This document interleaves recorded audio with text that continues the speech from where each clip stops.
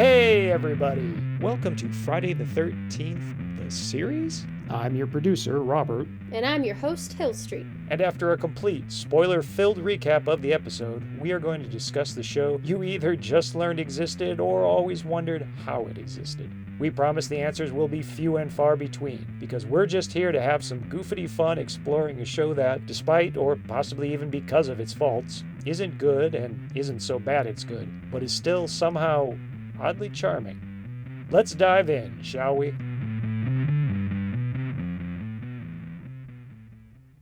Are you speeding? I'm speeding like a whore out of... where would a whore speed out of? You tell me. Wasn't prepared to follow through. Okay. Full disclosure, time of recording, I've seen the first 4 episodes of the series, but had only seen the first 2 when I wrote the script. Hill Street, on the other hand, has only ever seen the very first episode. She only received the script a few minutes ago, looked over it a couple times, and is now going to heroically read through it almost cold for your listening pleasure. Hill Street, whenever you're ready, take it away. So you've decided to make a network television series based on a film property about a summer camp serial killer.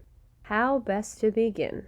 Well, the opening credit sequence is a perfect microcosm. Well, that didn't take long. Gotcha. Right out of the gate. I read through it and I didn't think about the fact that I didn't know how to pronounce that. Microcosm? Just checking? Yeah? To quote James Rolfe, talk about a beginner's trap. They sure nailed it. Yes, microcosm. Okay, I'm going to just run that back, So, you've decided to make a network television series based on a film property about a summer camp serial killer. How best to begin? Well, the opening credit sequence is a perfect microcosm of the show. Low budget, just plain wrong, but strangely endearing despite or possibly even for these reasons. We begin by squeezing through a keyhole into an antique store, but not the same antique store set used for the rest of the show. Oh no. Ironically, this one is better lit, actually allowing us to see some of the objects.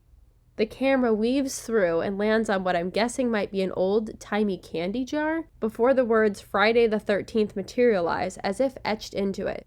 If you're expecting the words "the series" to appear next, nope, that would be cool, but instead the jar explodes and the words Friday the 13th reappear in the exact same font, but they're now neon orange.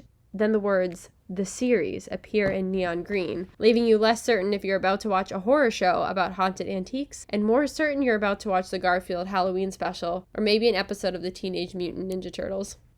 Despite being done on a budget, all the technical elements are there, but it just does not set the proper tone. All that craft is wasted making an opening sequence that would be great for a kid's show like Goosebumps or Are You Afraid of the Dark, but in this humble narrator's opinion, is all wrong for a show in which a girl uses the hand of a Victorian doll to graphically slit a man's throat. After a fade out, we learn episode 1 is called The Inheritance, and with the very first shot, we already get another example of technical proficiency actually undermining the intention of the show. Most of the episode's budget probably went to this crane shot in artificial rain, which looks impressive, but shows us that the antique store at the center of the show is located in a bowery for some reason between, I'm guessing, a textile mill and a Labatt Blue bottling facility. Well done.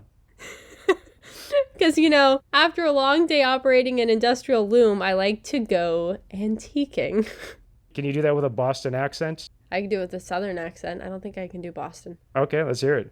Because, after a long day operating an industrial loom, I like to go antiquing. So bad. Molto bella. Filmmaking... Whoop. Let's try that again.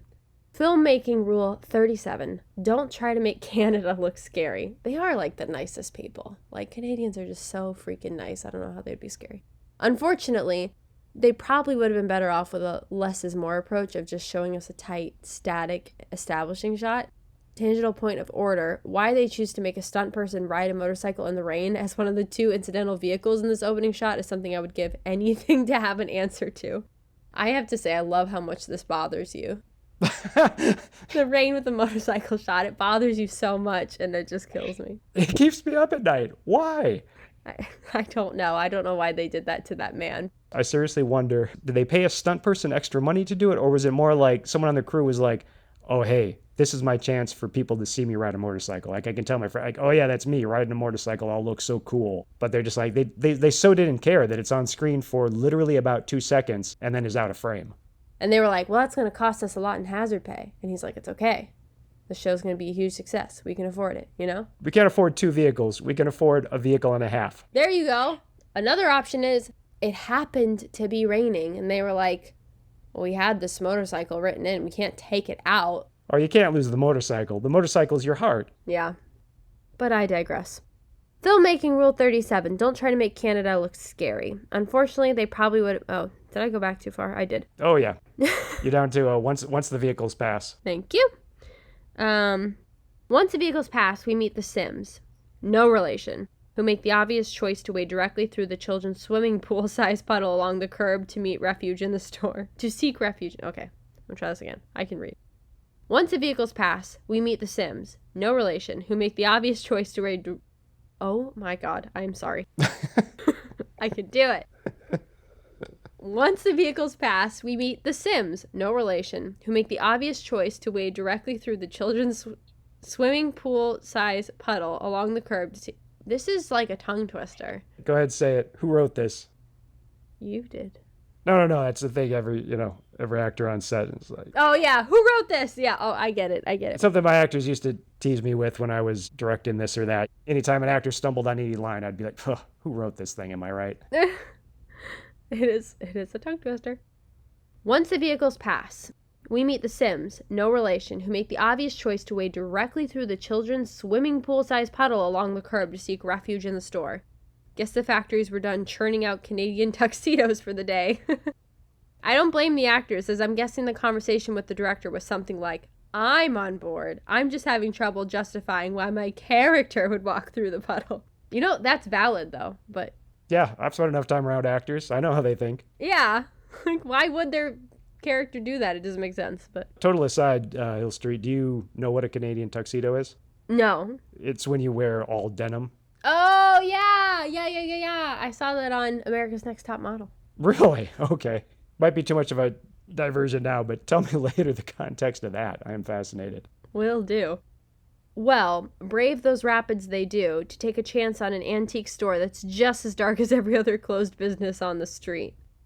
Welcome to Louis Vendretti's antique store. Vendretti being French for Friday, don't you know? Don't you know? I should probably chime in real quick here. Note from the editor. So that's Louis Vendredi. My bad.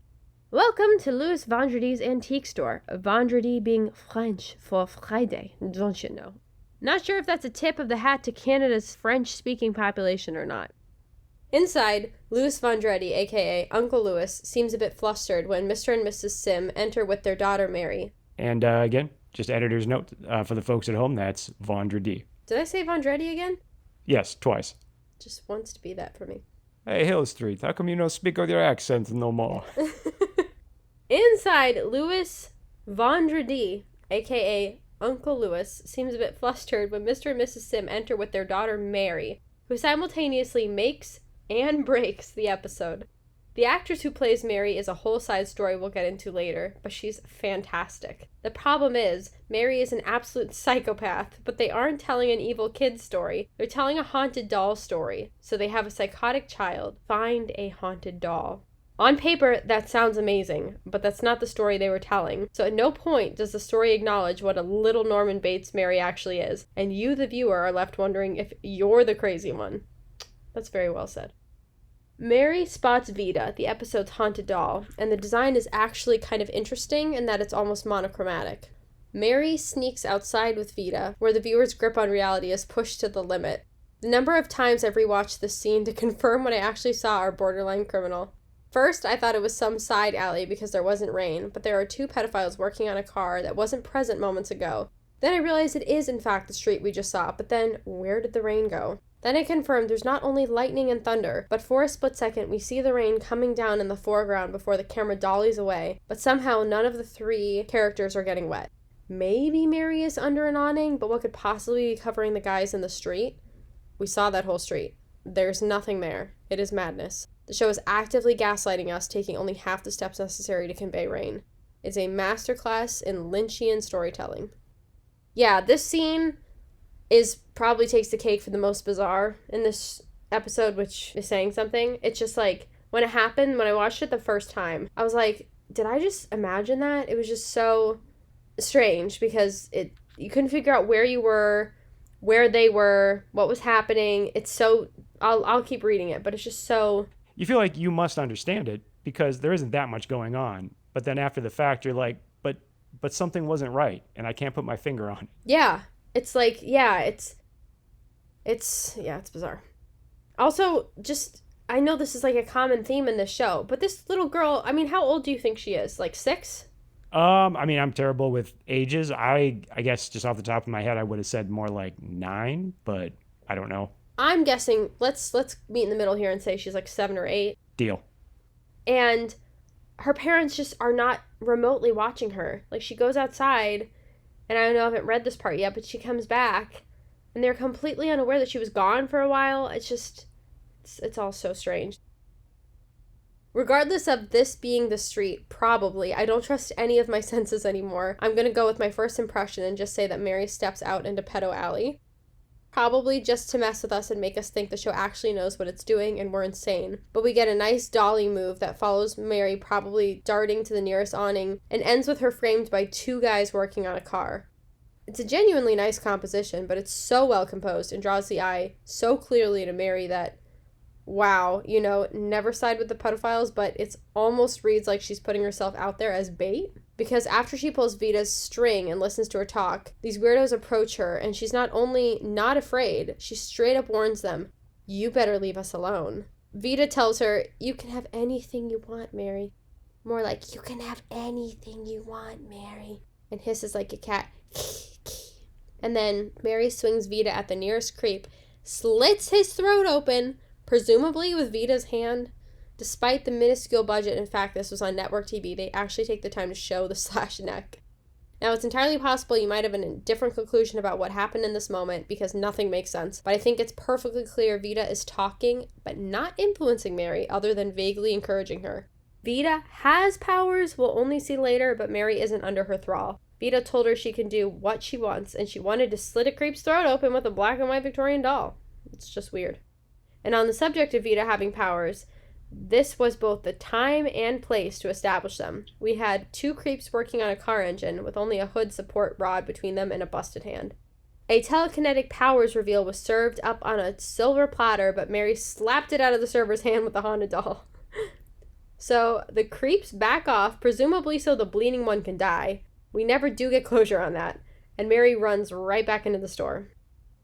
What happens next is dialogue right out of M.C. Escher's dreams. The Sims see blood splatter on Mary's dress. Ask what happened to the dress, not her. And she replies, some boys were picking on me. She scratched them. And the response is, she's got quite an imagination. What? What is any of this? Why did they write this? Why did they shoot this? Why did they go out of their way to include the blood splatter just so they could have this cul-de-sac of an exchange? Why did Mary just confess to murder? Why not lie about a bloody nose or something if you absolutely felt like you had to include it? This is 80s parenting at its finest. Even by the standards of the day, the scene is just madness. None of it matters. There are no repercussions to anything. Mr. Sim tries to buy Vita, and Uncle Lewis kicks them out. Yeah, this part of the script is one of the worst parts because I don't like this. Like, you wouldn't even ask, like, what boys? Like, what do you... Even if she's making this up, which I'm assuming they think she is, it's not a concerning thing that she's making up. Like, oh, she's making up that boys are picking on her and scratching her and she's got blood on her. Like, where is this... You might ask questions like, what boys? Or more simply, where were you just now? Yeah. And where did that blood come from? Obviously, they may think it's not coming from boys. There's no boys in here, whatever. But, like, no, tell us where the blood came from. Maybe before finding Vita, before the beginning of this story, she already has such a high kill count that the Sims are just repressing it. They're like, oh, I don't even want to know. Sometimes she just comes home with like some fingers or an eyeball, and so they're just in deep, deep denial. That makes a lot more sense to me than the conversation they had. He stuffs Vita and sundry other items into a sack in a moment reminiscent of Steve Martin's The Jerk. Just this haunted doll and this demonic candelabra and my thermos. Then he heads down into a basement with a truly fascinating piece of set design. In what looks like an archway, most of a brick wall has been partially torn down to reveal stonework behind it, into which a bank vault-level door has been installed. It's Edgar Allan Poe meets Barbarian, and raises a host of legitimately interesting questions I hope are explored in the future. The vault door seems the most modern, but it's built into a stone wall that appears the most ancient. But that's all behind a brick wall, which one would think was built to hide the ancient vault. But then, why build an archway that frames it almost perfectly? Was the vault built first, then bricked over? Did he add the vault to the building? If so, given that he likes hiding things and secret switches, why not hide the vault? And if that wasn't enough mystery, there are 3 Hebrew letters carved into the doorway in a way that are visible, but casual, like graffiti. None of this is explored in the episode, so here's hoping it's explored later.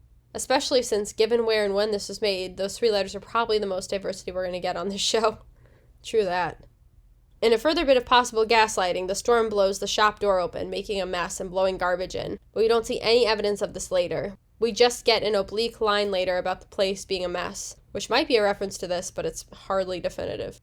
Uncle Lewis takes Vita out of the sack and puts her on a shelf in the vault so she can be easily found later. And this is probably as good a time as any to mention that the man is rocking a walk-in ascot that I'm ashamed to admit is only my second favorite piece of men's wardrobe in this episode. Oh ho ho, I bet I know you're first. We're getting there. Just then, he has one of those awkward workplace encounters in which you're heading up a narrow staircase, but Satan is heading down. I really hate when I'm going up, Satan's coming down. It's just awkward. You back down 2 steps, gotta defer to the boss. I know, just keep your head down. Just let him pass. Give her one of those little nods to Satan, like, so. Yeah. This is accomplished with the simple, kind of scrappy but charming practical effect of a series of little pyrotechnic explosions burning hoof prints into some wooden stairs. Unfortunately, it only serves to counterpoint the optical and digital effects we're about to get. Yeah, they blow so hard. They do. It's painful. You can't even really call it I guess it's technically CGI, but it's like, I think I could do it, and I've never done CGI in my life. One, I don't think I've ever heard you say anything blows, ever, so... I don't know that I've said it before. I don't know if it's ever called for it like this did. I'm glad the show got that out of you. And then 2, well, what did you think about the scrappier practical effects? I like that. I always prefer practical effects. Like 99% of the time, I prefer practical effects. I just think they're so much cooler, so much more interesting. I know they're hard work. They can be cheesy. I'm obviously a massive fan of It, the original miniseries It, and they did a lot of practical effects in that, and I love most of them. When he turns into, this is a tangent, but when he turns into, the claymation thing that goes down the drain, cheesy. But I don't know, I always think CGI looks lame, unless it's amazing, so... Yeah, I know that drum has been pretty well beat by this point.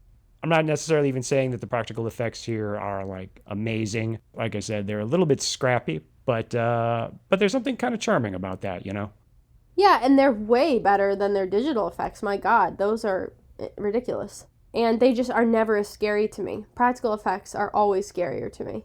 Yes, and. Exactly. The vault doors fly open and a bunch of ghostly objects float out to taunt poor Uncle Lewis. Actually, these aren't terrible for their time. The more baffling issue with these is the decision to make them objects at all. Holla! I agree. I thought that was so fucking weird. I was like, I have never seen haunted objects floating around, and on what planet did someone think that was going to be creepy? Yeah, it seems more like a Disney movie, yeah. I don't know, Blackbeard's Ghost or whatever that film was called. It feels like that. It's kind of like the opening credit sequence. It almost feels more, I guess I shouldn't say this because I've never actually watched Goosebumps or Are You Afraid of the Dark? But it feels like something more like what you would do for children. They're not going to get it otherwise. Exactly. Yeah, I think even Jameson, my nephew, who is 2, if he saw a show with floating brooms, I don't think he'd be scared. It's just strange. And shout out to friend of the show, Jameson. Hey, that's my boy. This show is like an optical illusion in which you simultaneously see the rabbit and the duck. They wanted to quickly convey it's a show about haunted objects, so they show us ghostly looking objects. Okay, fine. But the antique Royal Quiet Deluxe portable typewriter didn't die, right? And it wasn't handcrafted of brimstone and Hell's Forge, was it? Aren't these just regular objects possessed by demons or something? Shouldn't we be seeing something like when the containment unit in Ghostbusters was shut down? Or hell, just the physical objects floating, but sans ghostly form? These questions are blown completely off the table in the very next moment when an incorporeal cross does take physical form and Uncle Lewis grabs it, for some reason, only to be scalded by it. And, just throwing in there, he holds it for an absurdly long time for something that is burning him. For something burning his flesh? Yeah, he's like, oh, it hurts. I'm like, dude, let go. Just a thought. This moment is a rabbit hole of metaphysical questions such as, can a cross be evil? Can it be evil if God wills it? And if so, can God create a cross so evil even he can't hold it? Isn't Uncle Lewis evil? He did make a deal with the devil. I haven't studied Boolean operators in a while, but wouldn't him being evil and the cross being evil cancel each other out? Negative the burn? Negating the burn? Damn it. Or is this one of those far more common non-demonic crosses you're always hearing about and it just got lumped in with all the other demonic stuff? If so, good for you, Crossy. It might have burned a satanic symbol into his hand really too quick and poorly lit to be sure. Then Uncle Lewis stumbles back into the freight elevator of the damned and we're treated to another cool pyrotechnic effect of a satanic symbol burning into the elevator's floor, right before the whole floor goes up in flames. And this all serves to completely undermine the plug-in fire effects they're about to green screen over a stock image of a mine shaft, giving the impression... I don't know what that word was. It's like I was trying to say it, but my brain was like, that's not what's written. I'm an actor. I stick to the script.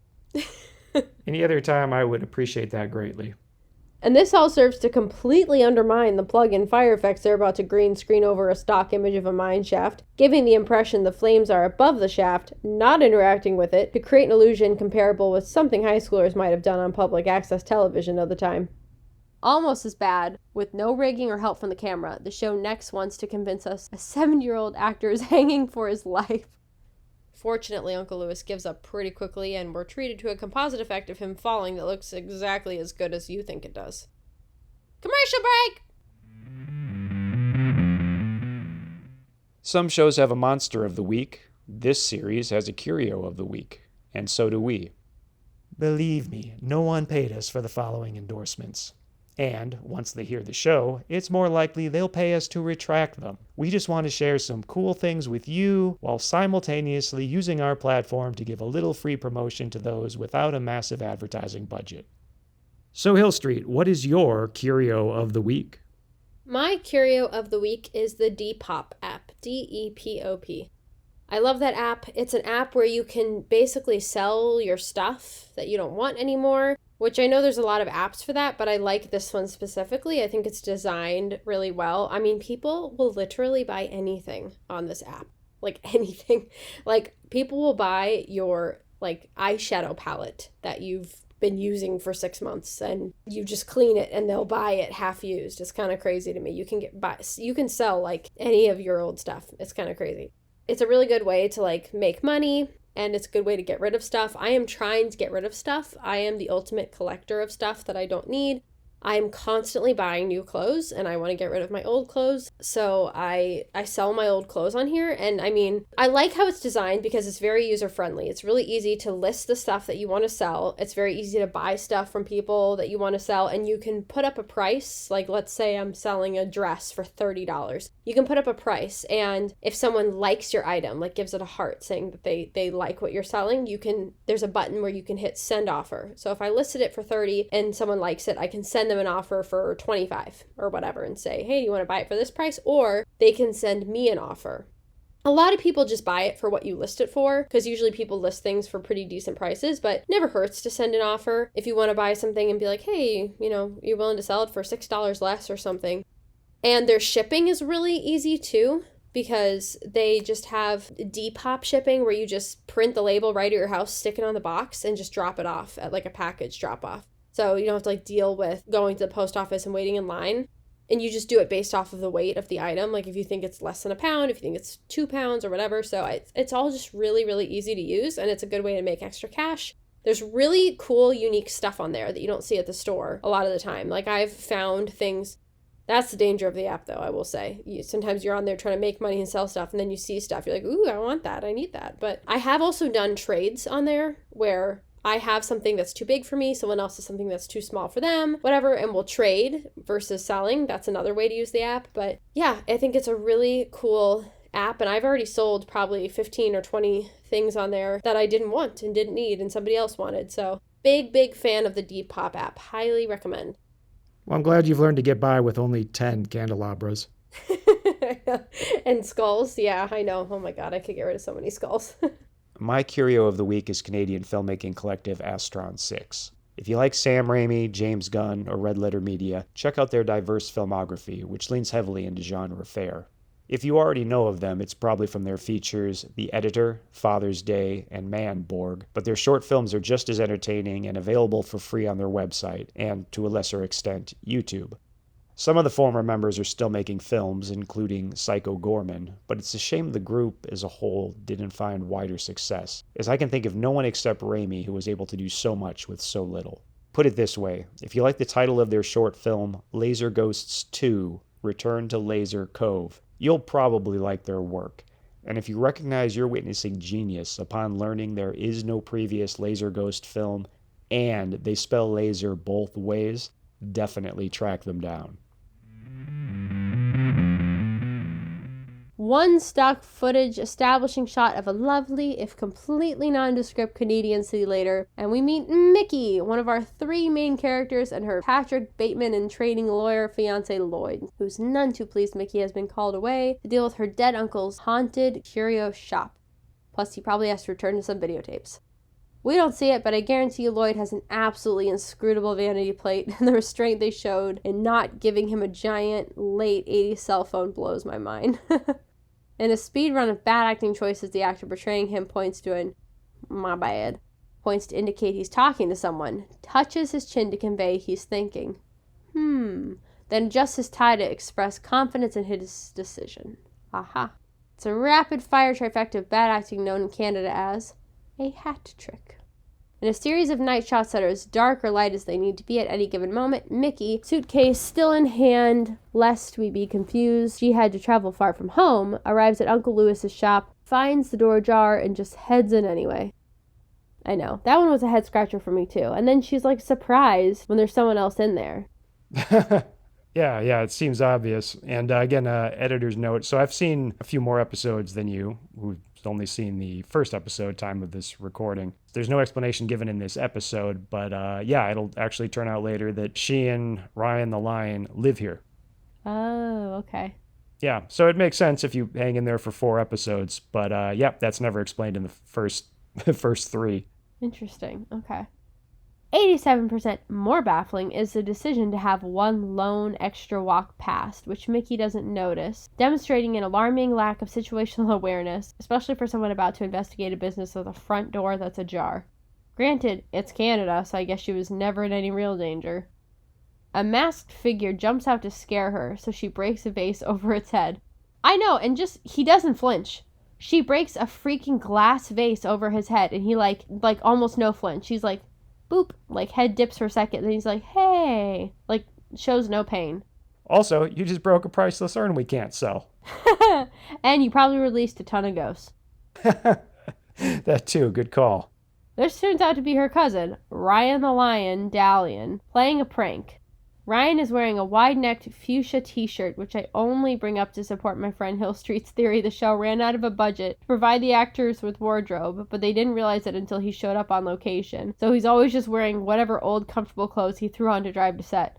I fully believe that. I'm with you. Ryan the Lion proceeds to check out Mickey, learns she's his cousin, then openly hits on her in that order. That is true. We're gaslit again when they claim there's no electricity, despite being lit too well for the meager light coming from the few candles scattered about. Then Ryan the Lion again checks out his cousin, despite the fact that she's wearing some type of neck-to-ankle 80s trench coat that's about as form-revealing as living room curtains. If you're gonna creep correct. Did this stand out to you? I mean, much like the motorcycle, I lose sleep over this. This is one of the most baffling things in the show to me. And I'm going to warn you, having, seen a few episodes ahead of you, it doesn't go away. So, yeah, I mean, did this stand out to you? Like, the fact that they're introduced as cousins in the exact same scene that he's hitting on her and, like, creeping on her. Oh, yeah. Yeah, it's so odd. It's such an odd choice. Like, I don't know why. I don't know if they thought it would just be funny or entertaining, but it's just odd.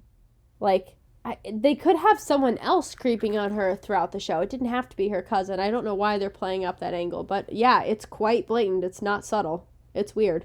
Yeah, I mean, we're going to meet Jack Marshak in a little bit, who's an older gentleman from an even still older time where, it would not have been strange for him to be openly flirting with a younger woman. And also, she's not a blood relation of his. I have to tell you, I used to be kind of quoted and known for thinking that incest wasn't that big of a deal. You known and quoted. Like, all right, Hill Street, I'll bite. It's like I kind of brought it up at this, good thing this is anonymous, huh? I kind of brought it up at this theater thing I was in, I think, when I was older, like I don't know, maybe 19 or 20, and I was like, at this family reunion. That's the thing, I don't really have a lot of extended family, so maybe it's just a foreign concept to me, but I was like, I get how people could get crushes on cousins. They're just people that you meet up with every once in a while, and they feel familiar to you because they were raised kind of similarly to you, maybe, and like siblings, I can get how that's a little weird, and I understand the whole babies are, it's coming out weird. I'm not gonna lie. As I'm saying it, it's coming out weird. But I understand that if you have babies with people in your family, they come out messed up. I get that that's a problem. But with cousins, I'm okay. I know a lot of little kids get crushes on their cousins because they're good friends and they hang out with them all the time and they feel familiar. So I understand people getting crushes on their cousins and stuff because they're your good friends and you see them every once in a while, and they're not in your direct family. So I used to say I don't know, I don't think it's that big of a deal, and people thought that was pretty weird. Well, is this the forum to bring up your crush on one anthropomorphic rat in the form of one Mr. Chuck E. Cheese? Don't go there. Why did you bring that up? Some things are sacred. Chuck E. Cheese is very sexy. Yeah, I mean, I just am saying, I don't know. I don't think it's crazy, but. Well, then I got a show for you, Hill Street. I'm known and quoted. That's all I'm saying. But, it took a long time for me to live that down. I had to move around a lot. But, yeah, I know. No, I did. I know what you're saying. It was a weird element that they put in there. In the back of the store, they discover what I'm certain will become the show's Winchester Mobile. That's a little supernatural shout out for all you people. That's my shout out for you, Hill Street. Sitting in it, Mickey enjoys a poorly executed jump scare in which a timpani drum comes in before the cut, ruining the surprise. Then a black cat is tossed directly into a deep pocket of shadow on the seat beside her, meaning we can't see it and have to rely on a sound effect to even know it's a cat. Seriously, them giving away their own jump scare is just hilarious to me. Kind of a moot point since they preceded it with a joke, not tension, so yeah. But Mickey is so scared she runs off downstairs for some reason and discovers the vault. Ryan the Lion declares the junk inside treasure for God knows why, then props the vault door open with a steel bar while they explore. It bends and Mickey is trapped inside, which begs the question, is the stuff or maybe the building itself going to try to kill them each week? This moment with Ryan the Lion impotently banging on the door would have been the moment to go to commercial, but instead Mickey sees Vita move on her own before awkwardly sliding sideways out of the frame. Then we fade to commercial. Commercial break! If you like the horror genre as much as we do, you can preview the horror comic book Requiem for a Psychopath right now, for free, at the Inner Demon Entertainment website. Imagine a world in which horror film slashers are real. Then imagine a troubled teen bringing one out of retirement to help him take revenge on his bullies. It was written by me and drawn by friend of the show, Stephen Yu. Again, that's Requiem for a Psychopath on the Inner Demon Entertainment website. And, if you dig it, please either review and rate it 5 stars on Amazon, or don't rate and review it at all. Ratings of less than 5 stars send the algorithm into murder mode for some reason. Thanks. I hope you enjoy it. Mickey escapes by pushing hard, I guess, then runs away from the camera, possibly does something in the dark we can't see, runs right back towards the camera, heads upstairs, where she accidentally twists a random support column of a railing, opening a ceiling vent, and down drops Uncle Lewis's sales manifest. It's an odd hiding spot in that the vent has a very open, ornate design, both drawing the eye and allowing an observer to see right through it. And we saw earlier that Uncle Lewis can also access it from a matching vent in the second-story floor of his office, making it twice as likely to be found. And the whole secret twisty column entirely unnecessary. Although we do learn later Uncle Lewis simply liked that sort of thing. And hey, everyone needs a hobby. It's a new day, and in the sunlight we realize the antique store is located in the same building as Patty's Pub, which is appropriate given that Ryan the Lion is wearing Charlie Day's wardrobe. The one time Ryan the Lion is seen in clothes that look like they were actually selected by a costume department, and it's a jaunty ensemble of dress shirt, sport jacket, loose tie, and what can only be called business shorts. And I'm just going to say it, I'm on board.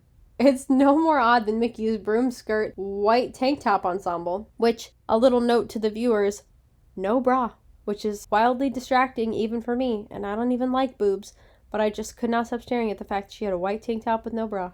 Throwing it out there. Kind of stunning the production's decision to have her braless under sheer white fabric past television standards of the era, but there it is. See? The same page. We're on the same wavelength. Yep, yes we are. Their going out of business sale seems to be drawing a reasonable crowd, so I can only assume the neighborhood gingham factories are on their L-word break. Oh, right. You forgot about that, didn't you? Can you muster through for this one? So I can only assume the neighborhood gingham factories are on their lunch break. Now, gentle listeners, steel your minds for the reality-shattering line of dialogue that is about to follow. If you are standing, be seated. If you've ever wanted to do a spit take, waft deeply now from the nearest beverage. Our old friend Mr. Sim nonchalantly strolls in to purchase Vita, the doll he saw there 6 months before. 6 months before. Now, I'm sure it takes time to host a proper going out of business sale, but 6 months? 6 months. Ryan the Lion doesn't have anything better going on, but has Mickey been away from Lloyd for 6 months? There's no way. Did it take months for authorities to realize Uncle Lewis had disappeared? Probably not.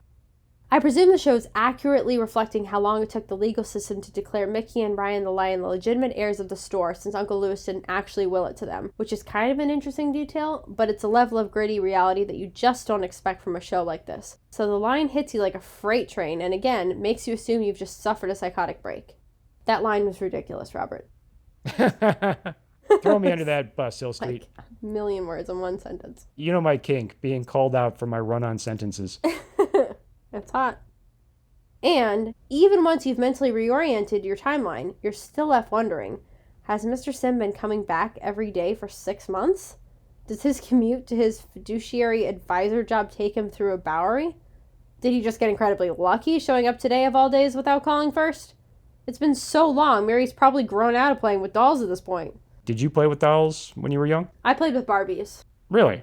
Yeah, I was obsessed with Barbies. My sister was the baby doll girl and I was the Barbie girl. Because it's like acting, and I grew up to love acting. It's like you get to create little scenes, you know? Did you dress them in black and paint their faces white and tear them apart? Absolutely. Cut their heads off, dragged them by their hair with remote cars. Hell yeah. That last one is too specific to be made up. Oh, it was real.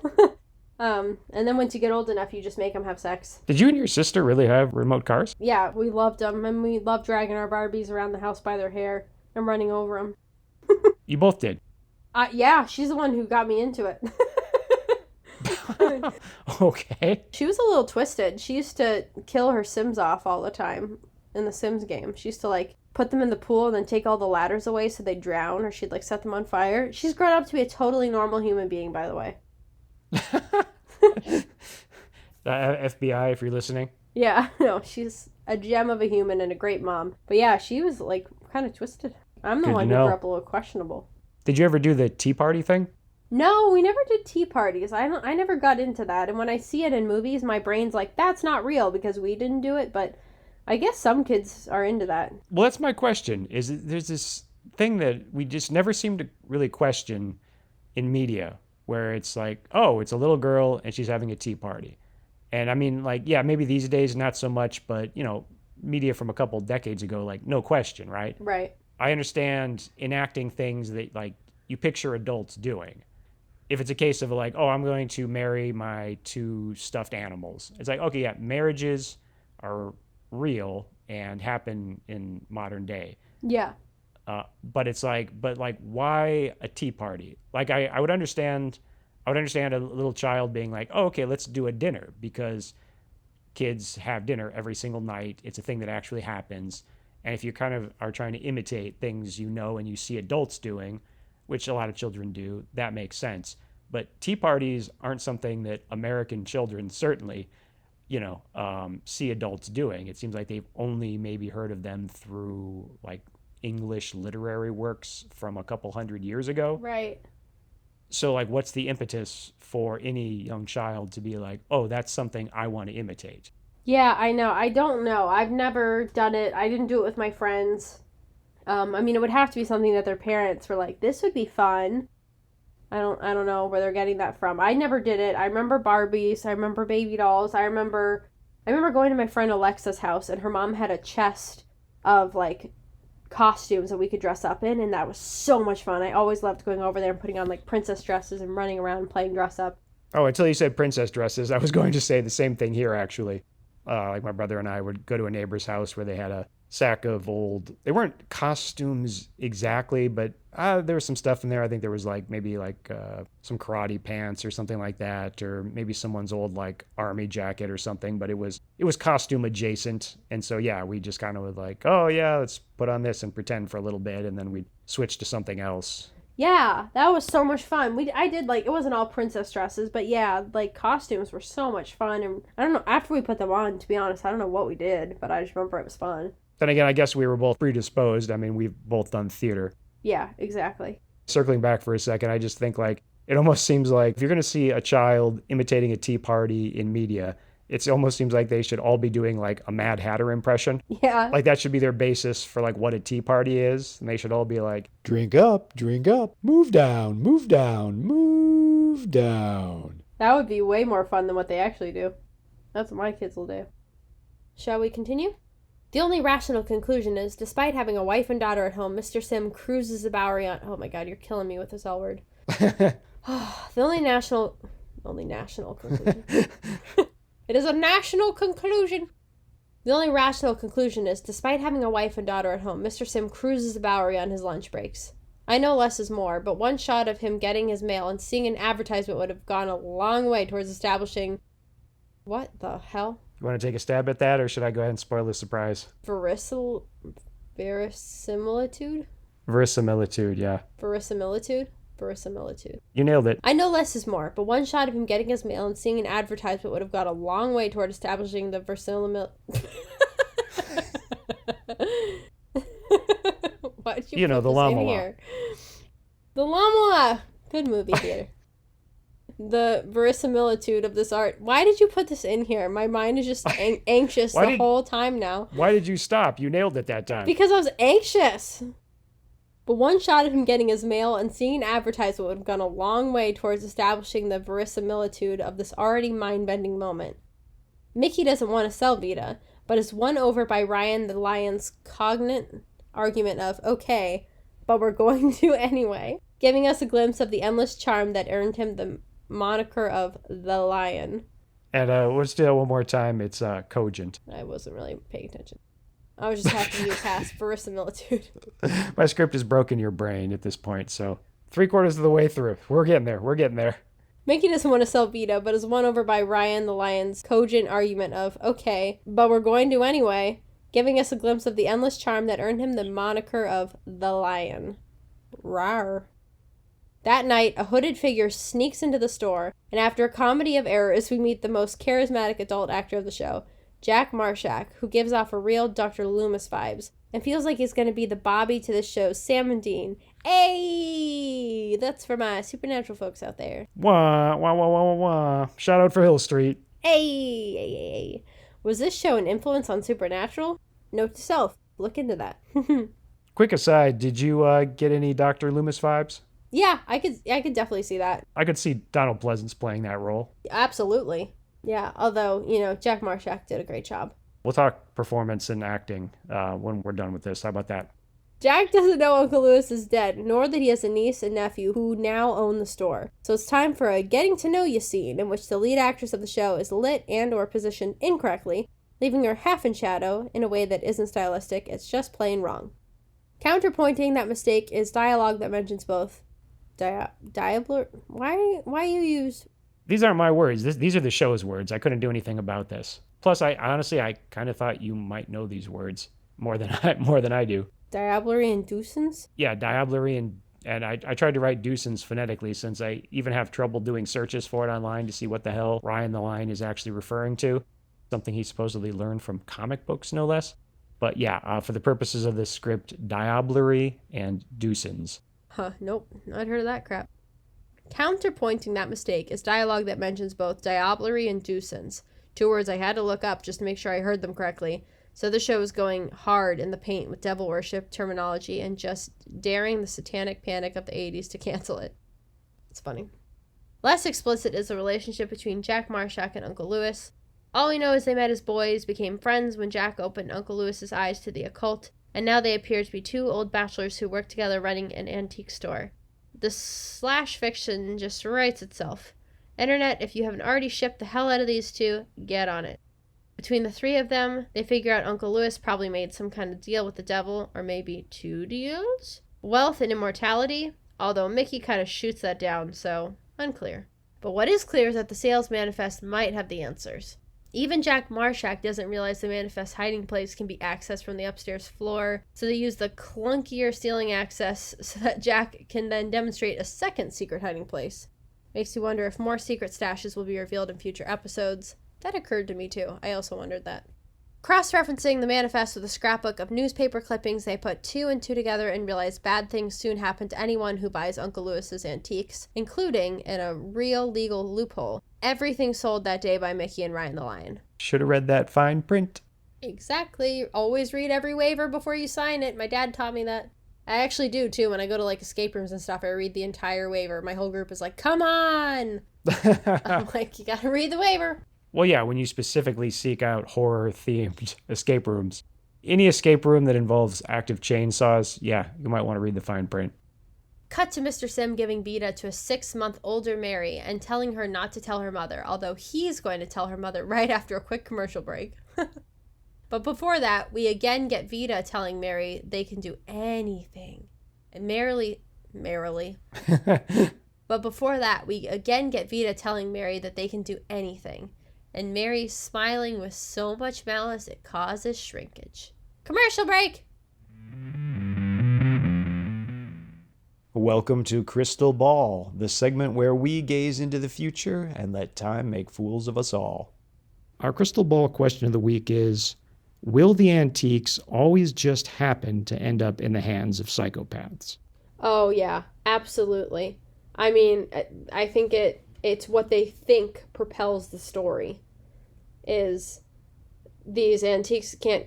Well, you know what? That's an excellent question that you ask. My immediate reaction, my gut reaction was absolutely, because they think that that's what makes it interesting, is these evil antiques ending up in the hands of evil people. But then I thought to myself, well, they could also go with it in like the kind of poltergeist direction of like, oh, we're innocent people and all this crazy stuff's happening to us. They could do an episode like that somewhere in there just to mix it up, to keep it spicy. But yeah, it's funny now that you mention it, they do seem to like evil people doing evil things with this stuff. So yeah, I'm going to go ahead and say I think that's their MO, which is hilarious. It's such a bizarre choice. Yeah, I mean, it seems to me there are essentially 3 primary ways it could go. Either they always end up in the hands of people who are basically already evil, like young Mistress Mary. Yeah. They could end up in the hands of people who are basically good, and then they somehow influence them to become evil. Or option C is that the objects simply act autonomously. Those seem like the 3 primary options. And so you're going to go ahead and push all your chips onto... They always just happen to end up in the hands of psychopaths? Yep. Cool. As of the time of this recording, you've seen the first 2 episodes. I've seen the first 4. That's probably going to differ a little bit from what I said earlier on this very episode, but unfortunately we weren't able to record this all in one go. I'm coming to this from a little bit different perspective. I can tell you from episode 3, people can get their hands on these objects and not be influenced by them, not turn evil. Someone who is presumably, we assume, otherwise basically good, can get the object and not be put under its thrall. and not do anything evil with it. That said, where I'm going to go ahead and make a prediction, and I'm sure get way out over my skis and make a fool of myself, is I think despite the fact that that is clearly established in the third episode, I think they're basically going to ignore that moving forward. Mm-hmm. You know, I mean, it happens once, but I think like a lot of things on this show, it's going to happen that one time. But I think after that, we're going to go back to the pattern of what you said. They're always going to end up with people who are basically evil. And I think the odds of that happening are insanely slim and doesn't really make a lot of sense and strains credulity. But I think it's going to happen regardless. So I think we're on the same page. We both think that every single week these objects are going to fall into the hands of absolute psychopaths just by sheer coincidence. They think it's what makes it a good storyline, which again, I think is such an odd choice. Right. I mean, I understand the drama. I mean, you need bad people to do bad things, and I guess it's faster, although when magic's involved, I mean, the objects could just instantly make people turn evil, and we'd believe it because they're all possessed by demons, theoretically. So I don't think speed is of the essence. But yeah, regardless, I do think that's the way it's going to play out, even though it's statistically far and away the least likely. Yeah, and just like, I understand the drama aspect, but there can also be a lot of drama when something bad is happening to good people. Yeah, that's an excellent point. There would be a lot more at stake in terms of character and a lot more development there if otherwise good people were not necessarily influenced as in under the spell of the object, but were, you know, maybe persuaded. You know, if Ida was suggesting Mary do something bad and Mary had to make the moral choice, it would be far more complex, but I just don't think they're interested in that. Hope not their style. Which, hey, I respect it. They've made their choice and they're sticking to it. I think so too, but prove us wrong, episode. Prove us wrong. Coming back from commercial is a fine example of the worst day for night shot of all time. These frames were stolen from a day shot later in the episode without them even bothering to move the bicycle off the lawn. Use every part of the buffalo but not the waist and its digestive tract. And then that train wreckage of a visual storytelling is counterpointed by a nicely staged and framed bit of camera movement that demonstrates the actress playing Mary is also good at manipulating Vita while acting. So, at this point, it's really anyone's ballgame. For reasons I'm not clear of, Uncle Lewis's manifest has the Sims address, and I guess addresses for everyone who ever bought something. So Mickey and Ryan the Lion head off to warn them, while Jack Marshak, the most experienced member of the team by a country mile, goes off to consult with a medium about something, and it isn't seen again until the final moments of the episode.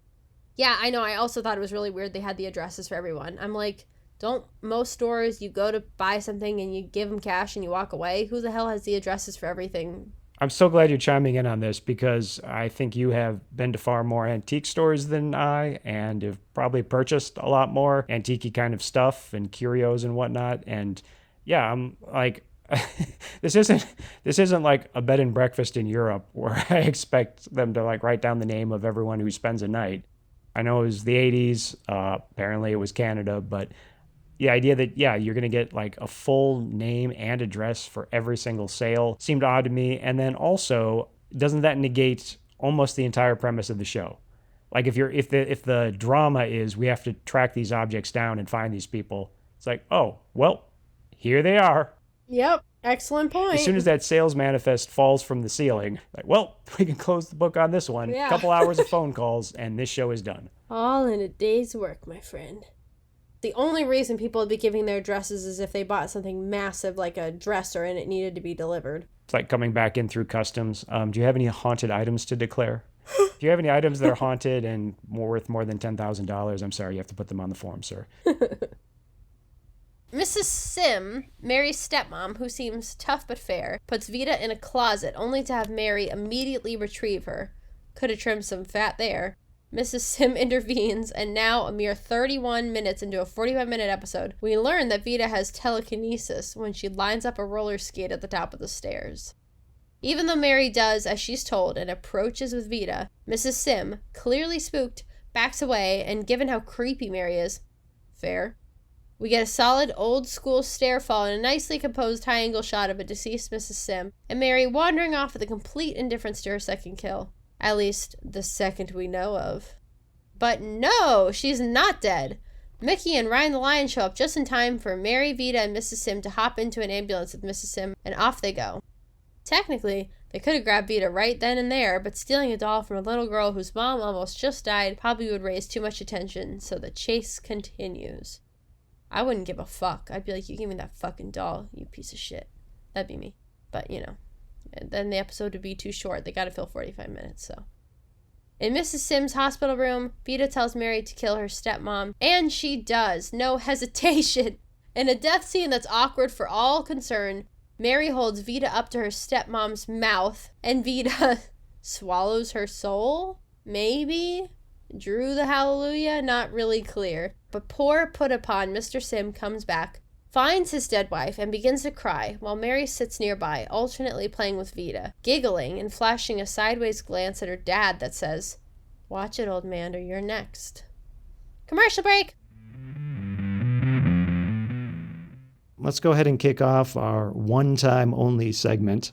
Where does The Inheritance and Vita rank in terms of other haunted doll stories? I'm going to put it somewhere in like the middle to lower middle. My tops are probably the original Chucky. I mean, I love the original Chucky movies. I was obsessed with Chucky as a kid, like weirdly obsessed. He scared me so much when I was little. And I would like go look at the cover of the Chucky movies at the video store and like get so scared, but I was so intrigued and into it. I finally was allowed to watch them. And I loved them. I mean, they're old-fashioned now, but I still have tons of Chucky merch. Still love Chucky. The original Annabelle, like the first Annabelle, I think sucks. I think it's really cheesy. Annabelle Comes Home, which is the third one, I actually liked. Megan, which is the new doll movie, wasn't for me. I found it to be pretty cliche and predictable. I guess it had some fun moments, but overall wasn't my favorite. The Child's Play movie with like the recent Chucky, I enjoyed. I thought that was funny. Probably my favorite doll movie of all time that I think is actually creepy is Dead Silent by James Wan. He directed it, I think. Love that one. I think it's great. I think it's creepy. There was another really classic scary doll movie when I was a kid from like, I think it was a Shadow Zone movie called My Teacher Ate My Homework, where the teacher becomes an evil doll. Loved that. That was one of my favorites. So anyway, as far as Vita goes, I'm going to put her above Annabelle. Yeah, you heard that right. Above the original Annabelle, the first Annabelle movie. But I'm going to put her below the original Chucky and My Teacher Ate My Homework, because My Teacher Ate My Homework is a freaking classic. And if you haven't seen it, what are you doing? Just to clarify, are you putting the episode The Inheritance above those movies, or are you specifically talking about which haunted doll you like better? I'm talking specifically about the dolls. Also, if you saw The Boy, she's above The Boy, because the doll in The Boy was stupid. What's your favorite haunted doll story? What's your least favorite haunted doll story? And then what is your favorite haunted doll period and your least favorite haunted doll? My favorite haunted doll story is Dead Silent. My least favorite is probably Megan. I just didn't think that was scary, and I thought it was really cliche. I had high expectations because I was hearing it was really good, and I just didn't love Megan. Yeah, I don't know. It was too tech heavy for me. I like the more classic dolls. My favorite doll ever is Chucky. I love Chucky. I think he's super creepy. My least favorite doll, probably the doll from The Boy. I think his name is Brom. No, it's not Brom. Maybe, what is his name in the movie? Brom might be the director or something. The doll was a self-insert? Oh, he named after himself? Yeah. In terms of The Inheritance and Vita, you're saying both the episode and Vita as a doll are mid to lower tier? Yeah, I would put Vita the doll. I mean, I find her very entertaining because she's so bizarre, and like the weird whispering she does is so strange. Okay, let me break it down. The physical appearance of the doll, I'm going to put her in mid-range. She's creepy looking. She's definitely strange looking, like we've said. She's kind of monochromatic. The voice is okay. It's kind of whispery. It could be creepier. They could have done some more, like, a little bit of, like, demonic sounds coming out of her on occasion. Her voice pretty much consistently stays at, like, a light whisper. And they could have had, like, at times it changes and morphs into creepiness, if that makes sense. And, she never, like, moves really much on her own. She turns her head and stuff, but it's never like she, like, gets down and runs away, which I always think is creepy when the evil dolls, like, actually walk and run on their own. Mary pretty much carries her the whole time. So I'm giving the doll, like, a B-, maybe. I like her appearance. I think they could have done a little more with her to make her creepy. The episode itself, I'm giving it a C, as far as how I'm comparing it to these other doll movies. Because I think some of them were stronger, but I like the doll. Yeah, the doll definitely is an interesting design. So I didn't hear this on your list, and this is a deep cut reference, but are you familiar with the Twilight Zone episode Talking Tina? Yes. Hold on, let me look up the doll. I've seen it. Okay, while you're looking that up, I'll just take this opportunity to mention that if I'm being perfectly honest, I'm not the biggest fan of the subgenre of haunted doll movies, not my favorite type of horror, but I am a big fan of the episode of Talking Tina. That is a classic episode of a classic show, and Talking Tina is incredibly well done. It does things very differently than the episode The Inheritance. That episode of The Twilight Zone is an excellent example of how, with no special effects whatsoever, it just manages to tell a very creepy, very compelling story on a very minuscule television budget, and is incredibly effective. That's cool. Now I really want to watch it. Were you able to look up anything of note there? Anything you want to comment on before we end this? Her look, even when she's not doing anything evil, is absolutely creepy. Her eyes, they're evil eyes. The shape of the way her eyebrows are and everything, she just looks like an evil son of a bitch. You know what? Does someone in that episode stab the floor? I don't believe so. Meaning like pin her to the floor with a knife? Yeah, my mom once told me, and I'm like, did I dream this? My mom once told me about some doll possessing people or something, and at the end of the episode, I don't think it's this. I don't remember what it was from, but some show like this, similar to Twilight Zone, where like every episode's a different creepy thing. At the end of the episode, the girl like calls her mom to come over for dinner, and the mom's like, sure, and then you see her hang up the phone, and then she sits down on the floor and starts like stabbing the floor in front of her. I have this vivid memory of my mom imitating it for me when I was little, and even her imitating it, not having seen the episode, scared the absolute crap out of me. But it was some kind of doll episode, but I guess it must not be this. No, in Talking Tina, or actually the episode is technically called Living Doll, but let's be honest, it's the Talking Tina episode. It stars Telly Savalas, and in that episode, it's actually the father. So it's kind of the opposite of The Inheritance, where Mr. Sim never has any idea that the doll is haunted. In the case of Talking Tina, only the father suspects that the doll is haunted. And it's very much psychological horror, where the doll undermines the father. I believe he might be a stepfather, but I could be wrong about that. But yes, the doll kind of attacks the father's masculinity, kind of undermines him as the man of the house, and gradually works on his insecurities to push him to hate the doll, and it becomes a rivalry between those two. But there's, again, no telekinesis, no special effects, no bloods. It's very psychological, but very effective. That's cool. Mickey and Ryan the Lion show up to the hospital to have an exchange with two nurses that is just wrong. If they could have done a second take, I'm sure they would have, because the actor's choice of emphasis and cadence create a conversation that doesn't make sense until you think about what they were trying to say. A nurse asks, "Are you friends or relatives?" To which Ryan the Lion replies, "Yes, we are. We're Mrs. Sims' niece and nephew." What it should have been was, "Are you friends or relatives?" "Yes, we are. We're Mrs. Sims' niece and nephew." Weirdly, it's like the actors are actually working together to undermine the lines as written. "Yes, and," I guess. When the nurse looks concerned, Mickey proceeds to ask, "Is something wrong?" As if nothing about a suspected haunted doll attack could possibly be wrong.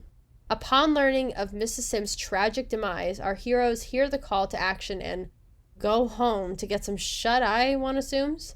Can't be sure, but they definitely do not return to the Sims' house to prevent more death. To establish a new day, we're treated to the day-for-day version of the day-for-night shot we saw earlier. The Job of our story, Mr. Sim tearfully heads off to make funeral arrangements, leaving a neighbor to watch young Mary prance and cavort and play with her stuffed toys and Vita, completely guilt-free of murdering her stepmom the previous night. In a shockingly subtle piece of acting, the neighbor actually seems to acknowledge what a little psycho Mary is, It's kind of a moot point because the production design includes what is probably literally an 8-foot-tall stuffed giraffe that steals focus from every important aspect of the scene. I know, I also couldn't stop staring at that. Just a really strange choice. It's like one of the first things I picture when I think about this episode. Lives rent-free in my head. Mary confirms she's not only psychotic, but is now also mad with power by demanding cookies, getting them, and then still evicting the perfectly civil neighbor lady from her house. The neighbor doesn't even protest, but Mary still proceeds to team up with Vita to start flinging records at her. Mickey and Ryan the Lion finally show up, courtesy of the Winchester Mobile, which is already parked at the curb.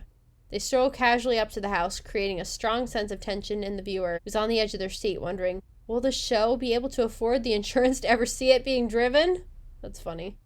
Inside, technically Mary and Vita, but Vita is really just a means to an end, is terrorizing an old woman with toys, culminating with her being strangled by jump ropes connected to a shelf, which she pulls down on top of herself when she collapses. Mickey and Ryan the Lion finally get through the front door just in time to be of no help, which is perfectly on point for their characters. Feels apt. Even though Mary and Vita are long gone, the disheveled room resets in what must be the director paying subtle homage to the MST3K classic Pod people. Vita, you can do stupid things! All the evidence of an otherwise obvious telekinetic haunted doll attack has been eliminated, other than, a crushed, lacerated, ligature-marked corpse. Truly the perfect crime. Hiding the evidence is even more pointless given that Mickey and Ryan the Lion discover she is not dead and could later reveal what happened. But they wisely split up, with Ryan the Lion calling for an ambulance while Mickey heads out to battle Mary alone. Between Ryan the Lion taking phone duty, Jack Marshak off doing God knows what, and Mickey's fiancé being a total douche, Mickey's opinion of men is probably at an all-time low. That's good, Mickey. Keep it there. Keep that bar low. Still feels good to clear it. Still feels good to clear it. Mickey approaches Mary swinging on what I assume is the Mr. Bill Memorial Playground, based on the nightmarish clown that looms over it all. That is the strangest playground ever. That's the other image that goes into my head when I picture this episode. This fucking playground where the clown, spits fire when you walk up to it or something.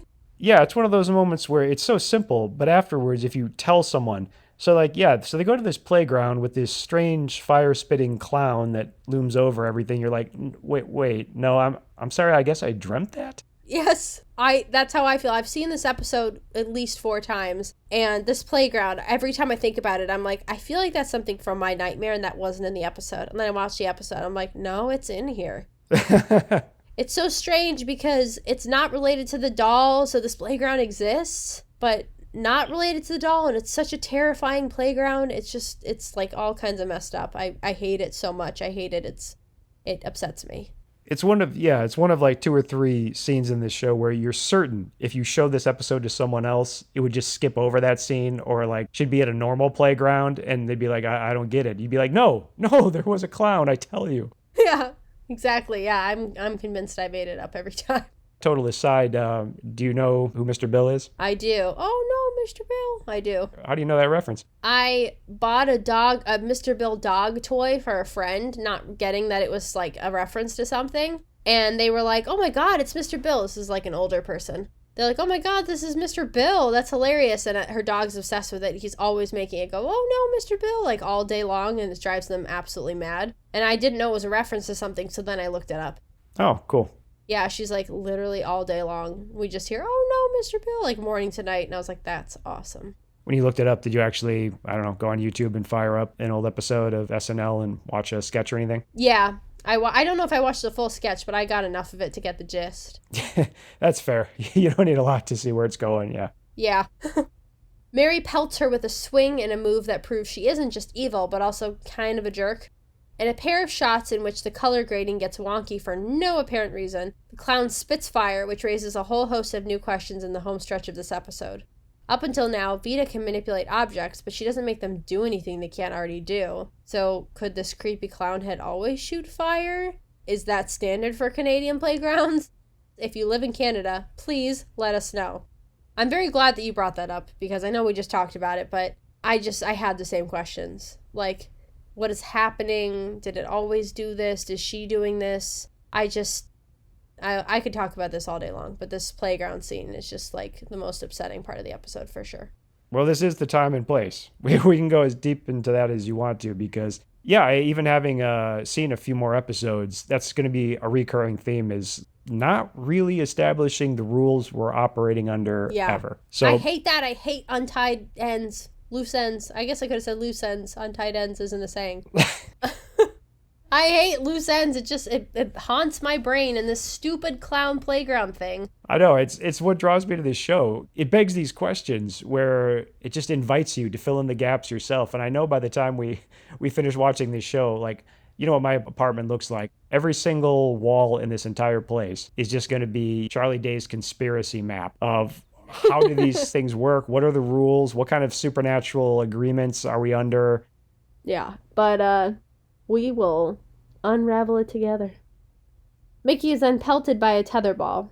Now, I hate to blame the victim, but don't stand near the equipment and you won't get hit. True that. Like the best generals, Mary wisely picks the most advantageous ground for the final battle. At the center of a spinning children's merry-go-round, she can rest easy, whereas Mickey has to struggle to climb aboard. Is it a merry-go-round? I feel like it's called something else. You know, it's funny. I actually double-checked that to see if that was the right term. And as far as I could tell online, that is what it's called. Well, just so that you people out there know, this is not the one with the horses. This is the terrifying, like, disc with the little poles that you hold on to on the playground where someone always gets hurt and ends up going to the nurse because you fly off it or you fall off it or you get dragged or you get hit in the teeth or something. It's that dangerous ass thing that they put on playgrounds when we were kids. And I don't know why, because they were so freaking dangerous. It's that merry-go-round. I'm sure they were all removed in like the early 2000s, but yeah, they were made out of like cast iron and steel, and you held on for dear life until an older kid came over and spun you so fast you got flung for distance. Exactly, and you wanted to throw up for like 4 hours after that one. Yeah, and you landed on like the asphalt because apparently wood chips or sand hadn't been invented yet. Yeah, exactly. Glad we clarified. At the center of a spinning children's merry-go-round, she can rest easy, whereas Mickey has to struggle to climb aboard. It's actually kind of realistic, as anyone who ever got on one. I keep jumping the gun on these. We were on the same wavelength a surprising number of times. Yeah, like that's funny. It's actually kind of realistic, as anyone who ever got on one of these merry-go-rounds up to a decent speed as a kid can tell you this is actually much more difficult and tense than it sounds or even appears on camera. You have to remember, this was a time in history when every aspect of a child's physical activity was used to determine their fitness for military service. So true. Despite the humble setting, things now get biblical as our young Rommel...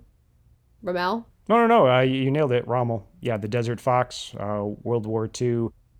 I almost said hero, but he did fight with the Germans. But he was a very effective tank commander, fought a lot of battles successfully in North Africa against the Allies. Despite the humble setting, things now get biblical as our young Rommel uses Vita to control the weather. The wind picks up and clouds roll in, and we're once again subjected to terribly underexposed footage that's supposed to pass for a cloudy day. Ryan the Lion finally joins the fight and heroically steals a doll from a little girl, sending her flying off the merry-go-round where she hurts her arm and cries. Serves you right, Mary. Surely they will write songs of this legendary hero. FYI, if you want to learn the correct way to remove a haunted doll from a little girl in a merry-go-round, I'm sure Henry Gracie has put out a video. Holler! Jack Marshak seals Vita into the basement vault because haunted objects can't be destroyed, even though they should be sealing in Mary. Mickey and Ryan the Lion realize they'll need to retrieve every haunted object the shop has ever sold. When Mickey informs Lloyd she's going to be at this longer than expected, he hangs up on her and she doesn't really seem to care. So, character growth? Ryan the Lion proposes changing the name of the store, which only makes sense if they're going to continue selling items. So presumably not everything is haunted. Nice to have closure on that lingering question. Jack Marshak sees something shocking in the newspaper, but we don't know what. Because why establish continuity if you don't have to? And we get a classic freeze frame to end. The credits remind us there was a time when the position of wardrobe mistress existed. Wardrobe mistress. That's funny. I feel like that's going to be now your calling in life, is to get that title. Wardrobe mistress. Yeah, I just did costumes for the last show, and I loved it, so I'd love to be a wardrobe mistress. Next time, ask nicely. I'm sure they'll give you that title. The presence of a third assistant director instead of a second assistant director tee up the fact that this wasn't made in America. Then the maple leaf logos of both the Association of Canadian Film Craftspeople and what appears to be the local 81 Union for Camera Operators absolutely crush the Canadianness of this production. I would be remiss if I brought this synopsis to a close without pointing out one final mistake. The end credits are over an image of Vita, when it should clearly be young Mistress Mary. So true. She absolutely crushed that episode. She was the episode. She is the moment. So in doing some research for the show, I went on IMDb, of course, and looked into the cast a little bit. I'm going to check on Mary because, in my opinion, most interesting performance of the entire show. The nature of Mary's character is weird, and I don't understand the choice from like a writing and direction point of view. But in terms of like doing what she was asked to do, she did it. Wonderful performance, wonderful actor. So I was curious. Okay, let's go ahead and go on IMDb and, see what else she might have done, because especially as a child, a very young child in the 80s, I'm like, well, she could still well be doing stuff and, maybe I know her from something, right? IMDb kind of now throws up like what they're most known for. So I bring it up and I was like, okay, let's see. And like, oh, wow, she was in Zack Snyder's Dawn of the Dead. That's cool. And I was like, oh, well, that means she was also the lead of a movie called Go. Go is, it's kind of a fan favorite of like cinephiles and people that are very into film. So I'm like, okay, cool. Like, wow, Dawn of the Dead and Go. And like, I didn't even realize that was the same actress, much less that it would be this actress from this show. So I'm like, wow, that is amazing. Very cool. Okay. And then I check out like, oh, but she also has writing and producing credits. Okay, well, maybe that also explains why she's not acting. Maybe it's not just like politics, but maybe she's segued into doing things behind the camera. And yeah, that is Sarah Polley, who, as of the time of my writing of this script, she is currently up for an Oscar for Women Talking. Oh my God, that's amazing. Not as an actress, but she was up for Best Adapted Screenplay. And by the time we record this, she might be an Oscar winner. And yep, she won the Oscar for Best Adapted Screenplay. That is Oscar winner Sarah Polley, we see playing young Mistress Mary. See, we knew she was gold. That's cool. I mean, she probably more or less started with this show.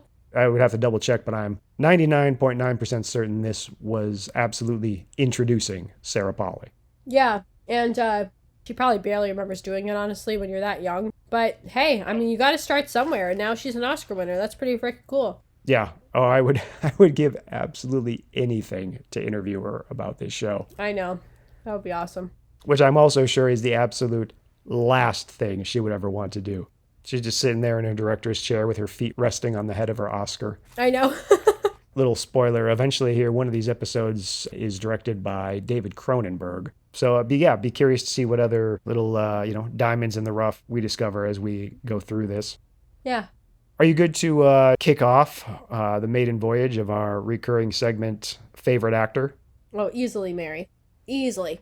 I mean, I kind of enjoy Ryan the Lion, too, just because he's weird. Oh, interesting. Okay, I never would have guessed that. Yeah. He's not good, necessarily, but there's, like, something quirky and entertaining about him than when he's on screen, I, like, enjoy myself. Okay. Might be more his character. But no, I mean, that's credit to the actor, too. I think he did his part pretty decently.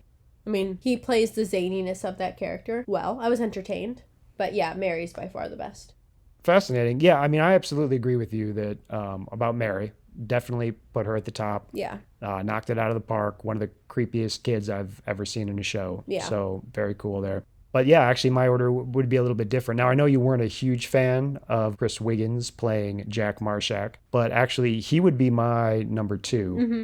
I latched onto the character in a way that I don't think you did. Yeah. And I think it's the kind of character, it almost reminds me a little bit of like Varys from Game of Thrones, or honestly, reminds me a little bit of Patrick Bateman. Oh, yeah. In that it feels like an actor who is acting, but in a good way. Yeah. Like there's just something theatrical about Jack. Like I would have to guess Chris Wiggins did a fair bit of theater. Right. I kind of like that. It's a little bit old school Hollywood, a little bit theatrical, but in a good way, in a way I find interesting. I honestly would have put John D. LeMay, Ryan the Lion Dallion, at the bottom. Although I'll be honest, having seen a few more episodes and spent some time with him, he's starting to grow on me a bit. And I guess what I might say about him, if I'm being generous, is like, if you like David Duchovny, then I think his style of acting and his performance might be your cup of tea, maybe a little bit more than mine, whereas I like obviously the bigger theatrical performance of Jack Marshak. I agree with your choice, too. I thought he did a nice job. I didn't find that whole scene and stuff as enthralling as you did, but... It's not even so much that scene, although admittedly that's most of where we get Jack. Although I admit his entrance... basically breaking in as a shrouded figure and then pulling a sword on who he thinks are two people who've, I guess, broken in. That is kind of a cool, very dramatic entrance and, pretty heroic. The scene that follows, I'm not saying that scene is my favorite. In fact, as I've mentioned, I'm quite distracted by the fact that they don't seem to have lit our lead actress correctly. Yeah. And actually, I mean, that maybe begs just one final question is, well, at least when I started watching the show, I guess I always just kind of, Mickey is the first character that we meet. And I guess I never really thought of it as supernatural so much, where the two main characters kind of share equal footing and eventually to some degree even kind of split that. At first, they kind of share that a bit with their father, but then I think, it became Bobby and then eventually Castiel. Right. It's like they're always kind of sharing it with at least a third person, if not even a fourth person. And as time went on, obviously, they kind of formed a little bit more of an ensemble. Whereas, I mean, here we're only looking at one episode. But I don't know. For some reason, I guess I always kind of thought that Mickey, played by Louise Roby, or at the time, I think she simply went by Roby. She was a Canadian, and still is, Canadian pop star and recording artist. Had a recording career and modeling career before she did this. I guess I kind of always thought that she was the focal point. It's her show, and that there were other characters, but even that Ryan the Lion was kind of second fiddle to her. But now that I've watched the show, I guess I'm thinking maybe that interpretation was never exactly correct. Yeah, I'm curious to see how the next episodes unfold in that sense and see who comes and goes, because I've only seen the first episode, obviously. I'm definitely curious to see as time goes on, is the nature of our troika of Mickey, Ryan, and Jack going to be reshaped? Is it going to become more of an ensemble? Are they always going to kind of share equal footing? So I'm curious to see how that develops.